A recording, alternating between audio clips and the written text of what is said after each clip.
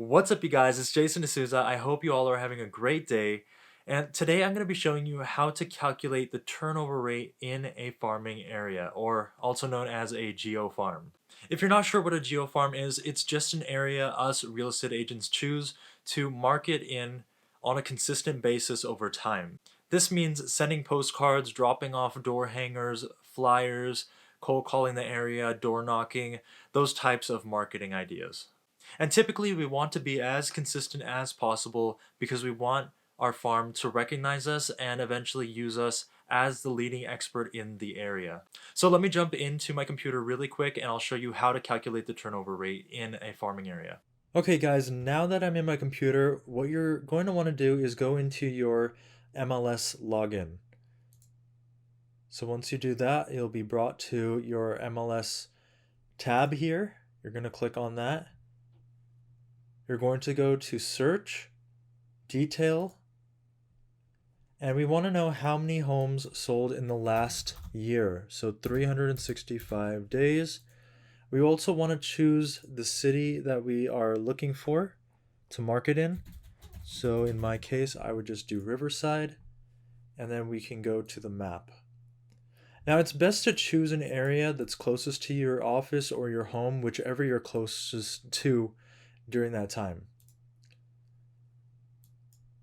So let's just say that I work from home most of the time and my home is somewhere around, over here. So we're going to find something that is close by to my house, and that way I don't have to drive half an hour to another area that's maybe out here or, waste time pretty much. And we want to make sure it's easy to go to and we won't procrastinate when it's time to go market the area. So out of all these areas right here that are close to my house, we can see that this area has the most number of sold properties. So we're going to zoom in again, and we're going to see that there are a lot of clusters here, a lot of homes that have sold here. So we can see that this area is pretty hot, and we want to find the turnover rate for that area. So let's just say that I want to do this little area right here, this little section. We're going to do a polygon tool and just select the area that you are trying to market. For this polygon, you don't have to be very precise, but when we go into our realist tax, you do want to be more precise with that polygon because it could pull up other properties and land. So now that I've done this, we can see that there are 23 homes that sold in this area right here. And that's one part of our equation for our turnover rate. The next thing that we want is the number of homes that are in this area here. So we're going to do that, and we're going to find that by going into the realist tax. We're going to go to the area that we looked at before and marked up before. We're going to go here, choose polygon tool, and do the exact same thing, except this time, let me just redo that. I'm going to clear that. We want to be very precise because if you go outside the boundaries, you can pull up other government property or land that you are not interested in. So for example, even if I went over here just a little bit, it would pull up this park and it would tell me that the city owns it. So we're going to be careful here. I'm not sure if this is a tract or not, but we're going to select it and we'll find out. Okay. And we're going to, it already shows here 520 homes, but we want to make sure that we're not including anything that isn't a house. Okay. And you can see that we pulled up this area before. This looks like it's not a property. This one is not a property. So we're going to have to subtract that from the number of homes in the area. But let's make sure there's no others that are popping up that are outside of the boundaries.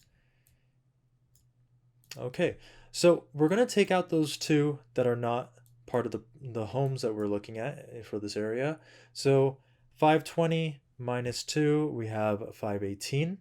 And now we have the two numbers that we need to calculate our turnover rate. We have our 23 and we have our 518. We're going to pull up our calculator. We're going to do 23 divided by 518, and that gives us this number. But remember, we have to get a percentage to see what our turnover rate is, so we're going to multiply this number by 100, and that's going to give us 4.4%, which is not the best number. We're looking for something close to 6% or higher. But if you can't find an area that is at least 6%, you're going to want to choose different areas. You're going to want to go through this area right here and do the exact same process. Find the turnover rate for that. Here's another neighborhood right here. You can select this right here and then Barton all the way to Orange Terrace, and you can see what this number is for a turnover rate. But we want to get the highest turnover rate possible because that means that people are buying and selling in the area, and that's what we're looking for.